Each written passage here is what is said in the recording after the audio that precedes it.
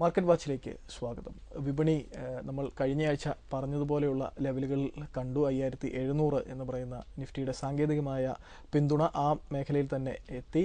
അവിടെ നിന്നും bounce back ലഭിച്ചു. എന്തായാലും വിപണി സ്ഥിരത ആർജിച്ചുകൊണ്ടിരിക്കുകയാണ് എന്നത് കാര്യത്തിൽ യാതൊരു തർക്കവുമില്ല. കാരണം അമേരിക്കയിലെ ഒരു സാമ്പത്തിക അടിയന്തരാവസ്ഥ അവിടെ ഒരു ഷട്ട് ഡൗൺ പ്രഖ്യാപിച്ചു.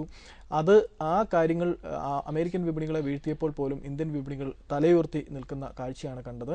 മാത്രവുമല്ല, പ്രശ്നങ്ങൾ വരും ദിവസങ്ങളിൽ അല്ലെങ്കിൽ ഉടൻ തന്നെ തീർന്നേക്കും എന്നുള്ള സൂചനകളും ലഭിക്കുന്നു. അതുകൊണ്ട് തന്നെ തിങ്കളാഴ്ചയും ഒരു പോസിറ്റീവ് നോട്ടിൽ മാർക്കറ്റ് ഓപ്പൺ ചെയ്യാനുള്ള സാധ്യത വളരെ കൂടുതലുമാണ്. എന്തായാലും കൂടുതൽ സംസാരിക്കാനായി hedge equities CEO N Bhuvanendran ചേരുന്നു. ഭുവനേന്ദ്രൻ, പുതിയ വാർത്തകളുടെ ഒരു അഭാവം, പ്രത്യേകിച്ചും ഇന്ത്യൻ ആഭ്യന്തര വാർത്തകളുടെ ഒരു അഭാവം, രാഹുൽ ഗാന്ധിയുടെ ഒരു വാർത്തയും അല്ലെങ്കിൽ നരേന്ദ്രമോദിയുടെ ഒരു വാർത്തയും മാത്രമേ കഴിഞ്ഞയാഴ്ച കാര്യമായി വന്നുള്ളൂ. അതല്ലാതെ വിപണിയെ കാര്യമായി ചലിപ്പിക്കാവുന്ന വാർത്തകളുടെ ഒരു അഭാവം കഴിഞ്ഞയാഴ്ച ഉണ്ടായിരുന്നു. അമേരിക്കയുടെ വാർത്തയ്ക്ക് ഇന്ത്യൻ വിപണികൾ കാര്യമായി ഒരു അറ്റൻഷൻ കൊടുത്തുമില്ല. ഈ പശ്ചാത്തലത്തിലാണ് ഇനി റിസൾട്ടുകൾ വരുന്നത്. ഇൻഫോസിസിന്റെ റിസൾട്ടിനോടൊപ്പം കാര്യങ്ങളെല്ലാം തുടങ്ങുകയാണ്.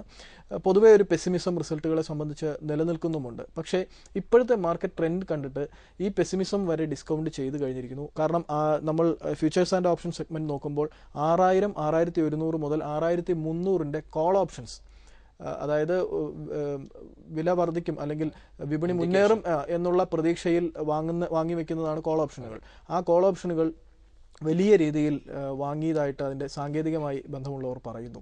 ഇതെല്ലാം എന്താണ് കാണിക്കുന്നത്? ഒരു പോസിറ്റീവ് മൊമെന്റം മാർക്കറ്റിൽ നിലനിൽക്കുന്നു എന്നുള്ള ഒരു സത്യം തന്നെയാണ്. ഇപ്പോൾ അമേരിക്കയിൽ ഉണ്ടായിരിക്കുന്ന ക്രൈസിസ്, ബോറോയിങ് ലിമിറ്റ് ഇൻക്രീസ് ചെയ്യാനുള്ള, അത് ഒരു പരിധി വരെ അമേരിക്കയിൽ ഇക്കണോമിക് ക്രൈസിസ് നിലനിൽക്കുന്നു എന്നുള്ളതിൻ്റെ സൂചനയാണ്. ഒബാമ എടുത്ത ഒരു സ്റ്റെപ്പ് തന്നെയായിരിക്കാം ചിലപ്പോൾ അതിനൊരു അടിയന്തരാവസ്ഥ ഡിക്ലെയർ ചെയ്തു പോലും. എന്തായാലും പരിഹാരം 16th മുമ്പ് ഈ ഡെപ്റ്റ് സീലിംഗ് മാറ്റിയില്ല എങ്കിൽ അത് വലിയൊരു ഫൈനാൻഷ്യൽ ക്രൈസിസിലേക്ക് അമേരിക്കയെ കൊണ്ടുപോവുകയും റേറ്റിംഗ് ഏജൻസികൾ റേറ്റ് കട്ട് ചെയ്യാനുള്ള ഒരു സാഹചര്യമുണ്ട്. അത് ഗ്ലോബലി തന്നെ എഫക്റ്റ് ചെയ്യുന്ന ഒരു കാര്യമാണ്. പക്ഷേ എനിക്ക് തോന്നുന്നില്ല അത്രത്തോളം ഒരു പാനിക് സിറ്റുവേഷനിലേക്ക് അമേരിക്ക പോകുമെന്ന് തോന്നുന്നില്ല. വീണ്ടും തിരിച്ച് ഇന്ത്യയിലേക്ക് വരികയാണെങ്കിൽ നെക്സ്റ്റ് വീക്ക് 11th ഇൻഫോസിസിന്റെ റിസൾട്ട് വരുന്നു. റുപ്പി വളരെയധികം ഡിപ്രീഷിയേറ്റ് ചെയ്ത് നിൽക്കുന്ന ഒരു സാഹചര്യത്തിലാണ് ഇൻഫോസിസിന്റെ റിസൾട്ട് വരുന്നത്. അതുകൊണ്ട് തന്നെ അതിന് വളരെയധികം പ്രാധാന്യം നിലനിൽക്കുന്നു. IT കമ്പനികളുടെ എല്ലാം അടുത്ത ഒരു മൂവ്മെന്റ് നിശ്ചയിക്കുന്നത് തീർച്ചയായിട്ടും ഇൻഫോസിസിന്റെ റിസൾട്ട് ആയിരിക്കും. അതുപോലെ ഫാർമ സെക്ടർ, ഈ ഫാർമ സെക്ടറിലൊക്കെ തന്നെ ആ ഒരു പോസിറ്റീവ് മൊമെന്റം കണ്ടിന്യൂ ചെയ്യാൻ തന്നെയാണ് സാധ്യത. ഓവറോൾ മാർക്കറ്റിൽ ഒരു പോസിറ്റീവ് മൊമെന്റം ഇപ്പോഴും നിലനിൽക്കുന്നു എന്നുള്ളത് സത്യം തന്നെ.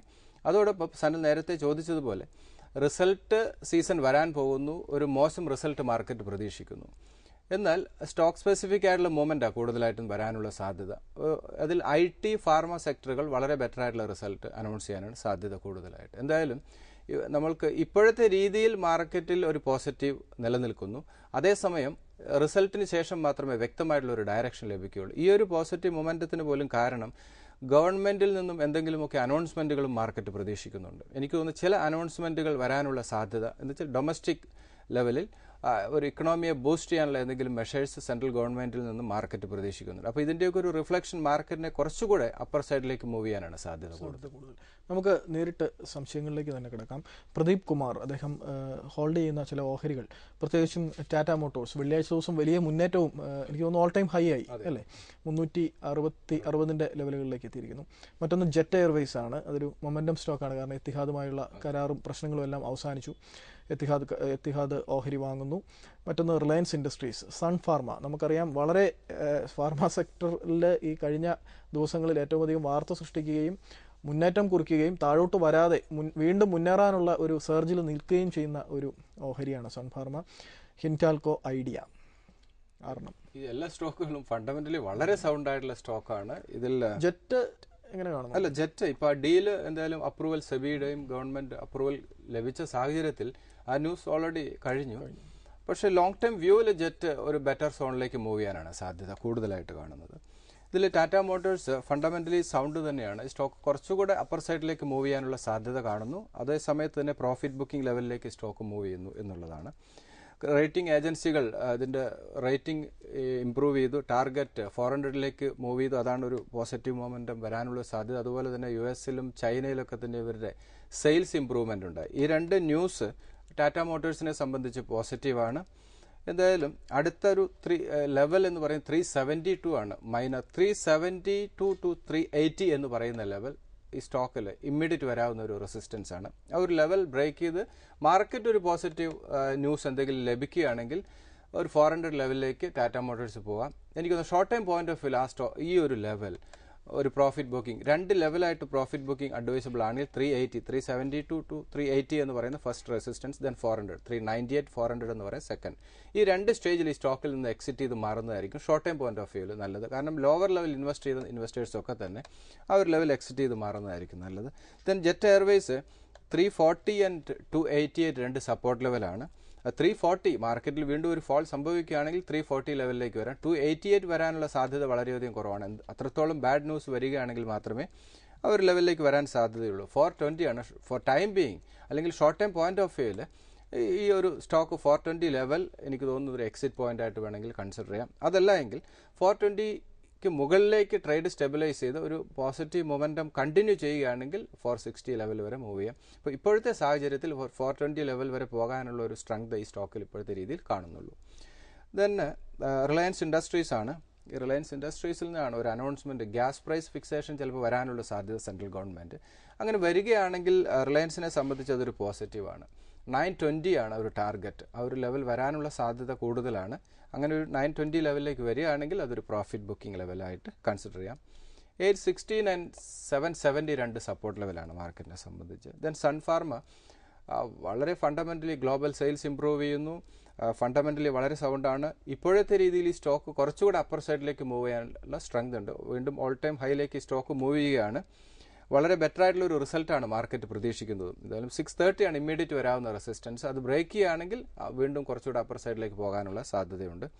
ഡൗൺ സൈഡ് 577 ആൻഡ് 540 വീണ്ടും ഒരു റീ എൻട്രി ലെവലാണ്. 540 എന്ന് പറയുന്നത് ഒരു സ്ട്രോങ് സപ്പോർട്ട് സോണാണ്. വീണ്ടും ലോവർ ലെവലിലേക്ക് വരികയാണെങ്കിൽ വീണ്ടും ഒരു റീ എൻട്രി പോയിന്റ് ആയിട്ട് നമുക്ക് വേണമെങ്കിൽ 540 കൺസിഡർ ചെയ്യാം. ദെൻ ഹിൻഡാൽകോ ഫണ്ടമെന്റലി സൗണ്ട് ആണ്. ഇൻവെസ്റ്റേഴ്സിനെ സംബന്ധിച്ച് വളരെയധികം ലാഭം നൽകിയ ഒരു സ്റ്റോക്ക് തന്നെ. 109, 104 2 സപ്പോർട്ട് ലെവലാണ്.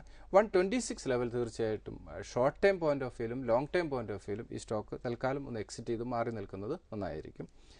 ദെൻ ഐഡിയ ആണ്. ഐഡിയ ലോങ് ടൈം ഒരു സ്റ്റോറി തന്നെയാണ്. 165, 157 2 സപ്പോർട്ട് ലെവലാണ് ഇമ്മീഡിയറ്റ്. 185 ആണ് സ്റ്റോക്കിൽ ഇമ്മീഡിയറ്റ് വരാവുന്ന റെസിസ്റ്റൻസ്. ഫണ്ടമെന്റലി ഒരു ലോങ് ടൈം പോയിന്റ് ഓഫ് വ്യൂവിൽ idea, Sun Pharma, Reliance industries, Tata Motors എനിക്കൊന്ന് വാല്യൂഷൻ കുറച്ചൊരു ഹയർ വാല്യൂ ഇല്ല, വീണ്ടും ഒരു കറക്ഷൻ വരാം. പക്ഷേ ലോങ് ടൈം വ്യൂവിൽ ഒരു ബെറ്റ് തന്നെയാണ് ടാറ്റ മോട്ടോഴ്സ്. ഇതിനകത്ത് സൺഫാർമ, ഹിൻഡാൽ, ഐഡിയ, റിലയൻസ് ഇൻഡസ്ട്രീസ് എനിക്കൊന്ന് ലോങ് ടൈം വ്യൂവിൽ തീർച്ചയായിട്ടും നല്ല സ്റ്റോക്ക് തന്നെയാണ്. തിരികെ വരാം ഇടവേളയ്ക്ക് ശേഷം. മാർക്കറ്റ് വാച്ച് തുടരുന്നു. കഴിഞ്ഞ ദിവസങ്ങളിൽ ധനമന്ത്രി ചിദംബരവും രഘുറാം രാജനും തമ്മിൽ, റിസർവ് ബാങ്ക് ഗവർണർ രഘുറാം രാജനും തമ്മിൽ വളരെ തിരക്കിട്ട കൂടിയാലോചനകൾ പലതും നടന്നു. അതിനുശേഷം ചിദംബരം പറഞ്ഞു ഏകദേശം പബ്ലിക് സ്പെൻഡിങ്ങിൽ നിന്ന് ഏകദേശം 20,000 കോടി രൂപ നമ്മൾ കറണ്ട് അക്കൗണ്ട് കമ്മിയൊക്കെ കുറയ്ക്കുന്നതിൻ്റെ ഭാഗമായി, വിദേശ വ്യാപാര കമ്മി കുറയ്ക്കുന്നതിൻ്റെ ഭാഗമായിട്ട് വെട്ടിക്കുറയ്ക്കുകയാണ്, ചെലവ് കുറയ്ക്കുകയാണ് എന്ന് പറഞ്ഞു. അങ്ങനെ ഓസ്റ്ററിറ്റി മെഷേഴ്സ് ഒരു സൈഡിൽ നടക്കുന്നു. മറുവശത്ത് റീപ്പോ നിരക്ക് കൂട്ടിയെങ്കിൽ പോലും ചില മേഖലകളിലെങ്കിലും, അതിപ്പോൾ ആദ്യം വന്നിരിക്കുന്നത് ഗൃഹോപകരണങ്ങൾ വാങ്ങാനുള്ള വായ്പകളുടെ പലിശ നിരക്ക് കുറയ്ക്കാൻ ബാങ്കുകൾക്ക് നിർദ്ദേശം നൽകി കഴിഞ്ഞു എന്നാണ് പറയുന്നത്. അത് ചിലപ്പോൾ ഒരുപക്ഷെ ഭവന വായ്പയുടെ കാര്യത്തിലും അങ്ങനെ ഒരു വാർത്തകൾ ഉണ്ടായേക്കാം. സ്വാഭാവികമായും റിയൽ എസ്റ്റേറ്റ് മേഖലയ്ക്കും അനുകൂലമായ ചില കാര്യങ്ങൾ വരുന്നു എന്നാണ് നമ്മൾ ഏറ്റവും അവസാനം കേൾക്കുന്നത്. പ്രത്യേകിച്ചും അതിൻ്റെ ഭൂവിനിയോഗം സംബന്ധിച്ച് ചില കേന്ദ്ര തീരുമാനങ്ങൾ വന്നേക്കും എന്ന് കേൾക്കുന്നു. ഒപ്പം മറ്റ് ചില മേഖലകൾ, പ്രത്യേകിച്ചും ഇൻഫ്രാസ്ട്രക്ചർ മേഖലയ്ക്ക് അനുകൂലം, അത് കുറച്ച് കാലമായി നമ്മൾ കേൾക്കുന്നതാണ് ഈ കാര്യങ്ങൾ. ഇതെല്ലാം ഈ വരുന്ന ദിവസങ്ങളിൽ സംഭവിക്കുകയും കൂടി ചെയ്യുകയാണെങ്കിൽ അത് വലിയ രീതിയിൽ മാർക്കറ്റിനെ ഇഗ്നൈറ്റ് ചെയ്യുകയും ഒരുപക്ഷെ ഒരു 6300 വളരെ എളുപ്പത്തിൽ തന്നെ പോകാൻ പര്യാപ്തമാവുകയും ചെയ്യില്ലേ? ഇത് ബീറ്റൻ ഡൗൺ ആയിരിക്കുന്ന റിയാലിറ്റി ഇൻഫ്രാസ്ട്രക്ചറിന് വളരെ ഗുണകരമായിരിക്കും. കഴിഞ്ഞ റെപ്പോ നിരക്ക് കൂട്ടിയ സമയത്ത് തന്നെ ഇങ്ങനെ ഒരു ന്യൂസ് ഉണ്ടായിരുന്നു. കാരണം റിയാലിറ്റി സെക്ടറിനും അതുപോലെ ഇൻഫ്രാസ്ട്രക്ചറിനും അതുപോലെ ഓട്ടോമൊബൈൽ സെക്ടറിനും ഇമ്പ്രൂവ് ചെയ്യാനായിട്ടുള്ള ചില മെഷേഴ്സ് RBIയുടെ ഭാഗത്തു നിന്നും ഉണ്ടാകും. അങ്ങനെയുള്ളൊരു മെഷർ വരികയാണെങ്കിൽ അടുത്ത മാർക്കറ്റിനെ ഫർദർ ഹയർ ലെവലിലേക്ക് മൂവ് ചെയ്യിക്കാനുള്ള ഒരു എനർജി ആയിരിക്കും തീർച്ചയായിട്ടും. ഈ സനൽ നേരത്തെ പറഞ്ഞ ഈ കാര്യങ്ങൾ തീർച്ചയായിട്ടും വളരെ പോസിറ്റീവ് തന്നെയാണ്. അതിനുള്ള സാധ്യതയും കൂടുതൽ. എങ്ങനെ ഒരു അനൗൺസ്മെന്റ് ഗവൺമെന്റിന്റെ ഭാഗത്ത് നിന്ന് വരാനുള്ള സാധ്യത വളരെയധികം കൂടുതലാണ്.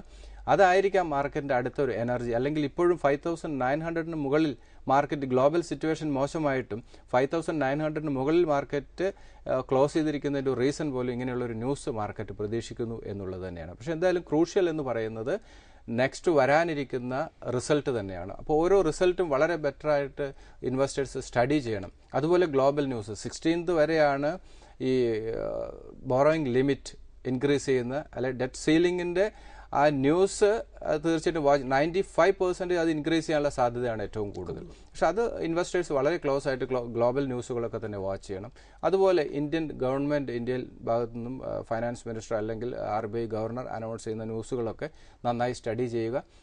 ദെൻ റിസൾട്ട്, ഇൻഫോസിസിൻ്റെ റിസൾട്ട് വളരെ ക്ലോസ് ആയിട്ട് തന്നെ വാച്ച് ചെയ്ത് സ്റ്റഡി ചെയ്യണം. അതൊരു ട്രെൻഡ് ഡിസൈഡർ ആയിരിക്കാം. കാരണം ഏത് ലെവലിലേക്ക് മാർക്കറ്റ് മൂവ് ചെയ്യും, എസ്പെഷ്യലി IT ഫാർമ സെക്ടർ. കാരണം റുപ്പി വളരെയധികം ഡിപ്രീഷിയേറ്റ് ചെയ്ത് നിൽക്കുന്ന സാഹചര്യത്തിൽ വളരെ ബെറ്റർ ആയിട്ടുള്ള റിസൾട്ടാണ് മാർക്കറ്റ് പ്രതീക്ഷിക്കുന്നത്. അപ്പോൾ അതിനൊരു വിഘാതമായിട്ട് എന്തെങ്കിലും സംഭവിച്ചാൽ വളരെ ഷാർപ്പായിട്ടുള്ള ഫോൾ ഇൻഫോസിസിൽ ആ സ്റ്റോക്കിൽ നമുക്ക് കാണാം. അതുകൊണ്ട് വളരെ ഇപ്പോൾ രൂപ മെച്ചപ്പെട്ട പശ്ചാത്തലത്തിൽ ഇപ്പോൾ ഇതിന്റെ പേരിൽ രണ്ടാം പാദത്തിൽ വളരെ മികച്ച പ്രവർത്തന ഫലം കാഴ്ചവെക്കുകയും പക്ഷേ ഇപ്പോൾ രൂപ മോശമായി നിൽക്കുന്നു അല്ലെങ്കിൽ IT കമ്പനികളെ സംബന്ധിച്ച് മോശമായി നിൽക്കുന്ന സാഹചര്യത്തിൽ ഒരുപക്ഷെ അതും വിലയെ ഓഹരിയെ മുന്നോട്ട് കുതിക്കാനുള്ള ഒരു ശേഷി ചിലപ്പോൾ നഷ്ടപ്പെടാനുള്ള സാധ്യതയുണ്ട്. തീർച്ചയായിട്ടും വീണ്ടും റുപ്പി ഒരു അപ്രിഷിയേറ്റ് ചെയ്യാനാണ് സാധ്യത. 60 ബിലോയിലേക്ക് വരാനുള്ള സാധ്യത കൂടുതലായിട്ട് കാണുന്നു. അത് അവരുടെ പ്രോഫിറ്റബിലിറ്റി തീർച്ചയായിട്ടും ബാധിക്കാനുള്ള സാധ്യത കൂടുതലാണ്. നമുക്ക് മറ്റൊരു ചോദ്യം രാജേഷ് ചാലക്കുടിയിൽ നിന്നും എഴുതുന്നു. മണപ്പുറം ഫിനാൻസ് 27 രൂപയ്ക്ക് 5000 എണ്ണം വാങ്ങിയിട്ടുണ്ട്. മുത്തൂറ്റ് ഫിനാൻസ് 121 രൂപയ്ക്ക് വാങ്ങിയിരിക്കുന്നു. ഇപ്പോൾ ഏകദേശം 94ന്റെ ലെവലിലാണ്. മറ്റൊന്ന് JP അസോസിയേറ്റ്സ് സ്ഥിരം ഓഹരികൾ തന്നെയാണ്, 38 രൂപയ്ക്ക് വാങ്ങിയിരിക്കുന്നു. മറ്റൊന്ന് DLF 226 രൂപയ്ക്ക് വാങ്ങിയിരിക്കുന്നു. 151 രൂപയ്ക്ക് അത് ആവറേജും ചെയ്തിട്ടുണ്ട്. പക്ഷേ ഇപ്പോൾ ഏകദേശം 135 രൂപയിലാണ്. ഇത് സ്റ്റോക്കുകൾ ഫണ്ടമെന്റലി എല്ലാം അത്രത്തോളം സൗണ്ട് അല്ല, എന്നാലും എനിക്കൊന്ന് ബൈയിങ് റേറ്റ് രാജേഷിൻ്റെ വളരെയധികം കൂടുതലാണ് എന്ന് തോന്നുന്നു. ഇതിൽ മണപ്പുറം ഫൈനാൻസ് കുറച്ചുകൂടി പേഷ്യൻസ് കാണിക്കുക എന്നുള്ളതാണ്. 14 and 1160 രണ്ട് സപ്പോർട്ട് ലെവലാണ്. 19 ആണ് സ്റ്റോക്കിൽ ഇമ്മീഡിയറ്റ് വരാവുന്ന റെസിസ്റ്റൻസ്. ആ സ്റ്റോക്ക് ഹോൾഡ് ചെയ്യുന്നത് തന്നെയാണെന്നുള്ളത്. ദെൻ മുത്തൂറ്റ് ഫൈനാൻസ് ആണ് വീണ്ടും 100 ബിലോയിലേക്ക് സ്റ്റോക്ക് മൂവ് ചെയ്തു. എഗെയിൻ 87 and 80 രണ്ട് സപ്പോർട്ട് ലെവലാണ്. കുറച്ച് നെഗറ്റീവ് ആ ഒരു സെക്ടറിൽ നിലനിൽക്കുന്നു. അതുകൊണ്ടാണ് ആ സ്റ്റോക്കിൻ്റെ സെൽ ഓഫ് വരുന്നത്. വീണ്ടും 87-80 ലെവലിലേക്ക് വരികയാണെങ്കിൽ ഇൻവെസ്റ്റ്മെൻറ്റ് അഡ്വൈസബിൾ ആണ്. 108 ആണ് ഇമ്മീഡിയറ്റ് വരാവുന്ന ഒരു resistance. Then JP associates 34 and 28 ഇപ്പോഴത്തെ സാഹചര്യത്തിൽ വരാനുള്ള സാധ്യത കുറവാണ്. 34 ആണ് ഇമ്മീഡിയറ്റ് മാർക്കറ്റിൽ ഒരു ഫോൾ സംഭവിക്കുകയാണെങ്കിൽ വരാനുള്ള ടാർഗറ്റ്. പക്ഷേ റിസൾട്ട് സീസണാണ്. റിസൾട്ട് മോശമാവുകയാണെങ്കിൽ ഈ സ്റ്റോക്ക് വീണ്ടും താഴേക്ക് വരാനുള്ള സാധ്യത കൂടുതലാണ്. 44 for short time point of വ്യൂല് ഈ സ്റ്റോക്ക് 44 ലെവൽ ഒരു ടാർഗറ്റാണ്. ആ ഒരു ലെവൽ എനിക്കൊന്ന് പ്രോഫിറ്റ് ബുക്കിംഗ് അഡ്വൈസബിൾ ആണ് ലോവർ ലെവൽ ഇൻവെസ്റ്റ് ചെയ്ത ഇൻവെസ്റ്റേഴ്സിനെ സംബന്ധിച്ച്. ദെൻ DLF എനിക്കൊന്ന് ഈ ന്യൂസ് പോസിറ്റീവായി വരികയാണെങ്കിൽ കുറച്ചുകൂടെ ഹയർ ലെവലിലേക്ക് മൂവ് ചെയ്യാനുള്ള സ്ട്രെങ്ത് DLFനുണ്ട്. അതുപോലെ തന്നെ long time point of view ഈ സ്റ്റോക്ക് ഒരു സേഫ് ആയിട്ടുള്ള ഇപ്പോഴത്തെ വാല്യുവേഷൻ ഒരു ഡിസ്കൗണ്ട് വാല്യൂവിലാണ് സ്റ്റോക്ക് മൂവ് ചെയ്യുന്നത്. അതുകൊണ്ട് ലോങ് ടൈം വ്യൂവിൽ ഈ സ്റ്റോക്ക് ഒരു ബൈ അഡ്വൈസബിൾ ആണ്. 120 to 117 രണ്ട് സപ്പോർട്ട് ലെവലായിട്ട് ഹോൾഡ് ചെയ്യുന്നു. ടു 157 ആണ് ഈ സ്റ്റോക്കിൽ ഇമ്മീഡിയറ്റ് വരാവുന്ന റെസിസ്റ്റൻസ്. ഇതിൻ്റെ സ്റ്റോക്കുകൾ ഇപ്പോഴത്തെ വാല്യുവേഷൻ എല്ലാ സ്റ്റോക്കുകളിലും ഫെയർ വാല്യൂവിലാണ്. കുറച്ച് 6300 ലെവലിലേക്ക് മാർക്കറ്റ് മൂവ് ചെയ്യുകയാണെങ്കിൽ എനിക്ക് തോന്നുന്നു കുറച്ച് സ്റ്റോക്ക് സെല് ചെയ്ത് വീണ്ടും റീ എൻട്രി ചെയ്യുന്ന ഒരു സ്ട്രാറ്റജി നന്നായിരിക്കും എന്ന് തോന്നുന്നു. അതല്ല സ്റ്റോക്ക് വീണ്ടും ഫോൾ, റിസൾട്ടൊക്കെ മോശമായി സ്റ്റോക്കിൽ വീണ്ടും ഫോൾ സംഭവിക്കുകയാണെങ്കിൽ ഒന്നുകൂടി ഈ സ്റ്റോക്ക് ആവറേജ് ചെയ്യുന്നത് നന്നായിരിക്കും. നിഫ്റ്റിയുടെ ഒരു മൂവിംഗ് റേഞ്ച് എന്ന് പറയുന്നത് അഗൈൻ 5700 തന്നെയാണ് ഇമ്മീഡിയറ്റ് സപ്പോർട്ടിൽ. ലാസ്റ്റ് വീക്ക് പറഞ്ഞതുപോലെ 5700 വന്നിട്ടാണ് ഈ ഒരു പുൾ ബാക്ക് സംഭവിച്ചത്. അഗൈൻ 5700 ആണ് ഇമ്മീഡിയറ്റ് വരാവുന്നൊരു സപ്പോർട്ട്. ദെൻ 5680 ബ്രേക്ക് ചെയ്യുന്നൊരു സാഹചര്യം ഉണ്ടാവുകയാണെങ്കിൽ വീണ്ടും ഒരു ഷാർപ്പായിട്ടുള്ള ഫോൾ മാർക്കറ്റിൽ സംഭവിക്കാം. 5500 ലെവലിലേക്ക് മാർക്കറ്റ് മൂവ് ചെയ്യാം. അതൊരു റീറ്റെയിൽ ഇൻവെസ്റ്റേഴ്സിന് ഒരു ഫൈനൽ ബൈയിങ് റേറ്റ് ആണ് 5500 എന്ന് പറയുന്നത്. അപ്പർ സൈഡ് 6000 ആണ് ഇമ്മീഡിയറ്റ് വരാവുന്ന റെസിസ്റ്റൻസ്. 6000 മുകളിൽ മാർക്കറ്റ് സ്റ്റെബിലൈസ് ചെയ്യുകയും ചില പോസിറ്റീവ് അനൗൺസ്മെൻറ്റുകൾ വരികയും ചെയ്താൽ മാർക്കറ്റ് വീണ്ടും 6100 മുകളിലേക്ക് മൂവ് ചെയ്യാം. ദെൻ അതിനുശേഷമുള്ള മൂവ്മെൻ്റ് ഒക്കെ നിശ്ചയിക്കുന്നത് തീർച്ചയായിട്ടും റിസൾട്ടും ഈ ഗ്ലോബൽ ന്യൂസുകൾ തന്നെ മാർക്കറ്റിൻ്റെ അടുത്തൊരു ഫർദർ ഏത് ലെവലിലേക്കാണ് മാർക്കറ്റ് മൂവ് ചെയ്യുന്നത് എന്നുള്ളത് നമുക്ക് ആ സമയത്ത് തീരുമാനിക്കാൻ സാധിക്കും. തിരികെ വരാം ഇടവേളയ്ക്ക് ശേഷം. മാർക്കറ്റ് വാച്ച് തുടരുന്നു. അപ്പോൾ ഈ സാഹചര്യത്തിൽ പ്രത്യേകിച്ചും വിപണി നമുക്ക് ആദ്യം സൂചിപ്പിച്ചതുപോലെ സ്ഥിരതയാർജിച്ചുകൊണ്ടിരിക്കുന്നു. നമ്മുടെ ഇന്ത്യൻ ഫാർമ കമ്പനികൾ വളരെ മികച്ച പ്രകടനം കാഴ്ചവെക്കുന്നു. സൺഫാർമ, ഗ്ലെൻമാർക്ക്, ലൂപ്പിൻ തുടങ്ങിയവ വളരെ മികച്ച പ്രകടനം കാഴ്ചവെക്കുന്നു. ഇടയ്ക്ക് USFDAയുടെ പേരിൽ ചില തട്ടുകൾ ഇന്ത്യൻ കമ്പനികൾക്ക് ലഭിക്കുന്നുണ്ടെങ്കിൽ പോലും ഫാർമ സെക്ടറിലെ ഒരു ഡാർക്ക് ഹോഴ്സ് ആയിട്ടൊരു സ്റ്റോക്ക് നമ്മുടെ സൺഫാർമയ്ക്കൊക്കെ വെളിയിൽ അങ്ങനെ ഒന്നും നിർദ്ദേശിക്കാനുണ്ടോ? അങ്ങനെ ഒരു ഫാർമ അല്ലെങ്കിൽ വാല്യൂ, ലോവർ വാല്യൂ എന്നുള്ള രീതിയിൽ തീർച്ചയായിട്ടും സ്പാർക്കാണ്. എനിക്ക് തോന്നുന്നു ഒരു 4 എപ്പിസോഡ് മുമ്പ് നമ്മൾ റെക്കമെൻഡ് ചെയ്യുന്നത് ആ stock Sun Pharma advanced research. ആ സ്പാർക്കായിരിക്കും ഒരു റീറ്റെയിൽ ഇൻവെസ്റ്റർക്ക്. സൺ ഫാർമയുടെ തന്നെ ഒരു ഓണർഷിപ്പ് ഉണ്ട് താനും. അതുപോലെ തന്നെ ഏതെങ്കിലും ഒരു കണ്ടുപിടിക്കാൻ സാധിച്ചാൽ ഇത് വളരെയധികം ഹയർ ലെവലിലേക്ക് സ്റ്റോക്ക് മൂവ് ചെയ്യാനുള്ള സാധ്യതയുണ്ട്. മോളിക്കൂൾ കണ്ടുപിടിക്കാൻ ഏകദേശം 15 വർഷമായിട്ട് അതിലെ ശാസ്ത്രജ്ഞന്മാർ ശ്രമം തുടരുകയാണ്. അപ്പോൾ ദിലീപ് സാങ്വിയെ പോലെ സൺഫാർമയുടെ വളരെ വളരെ വിഷനുള്ള ഒരു നേതൃത്വമായതുകൊണ്ട് അദ്ദേഹത്തിന് വളരെ ക്ഷമയുള്ള ഒരു മനുഷ്യനുമാണ്. കാരണം അദ്ദേഹത്തിനല്ല, ഫാർമ മേഖലയ്ക്ക് മുഴുവനും വളരെ വലിയ ക്ഷമയുണ്ടെങ്കിൽ മാത്രമേ പുതിയ മോളിക്കൂളുകൾ, പുതിയ ഔഷധങ്ങൾ കണ്ടുപിടിക്കാൻ കഴിയുകയുള്ളൂ. അതിന് പലതരത്തിലുള്ള ക്ലിനിക്കൽ ടെസ്റ്റുകൾ നടത്തണം.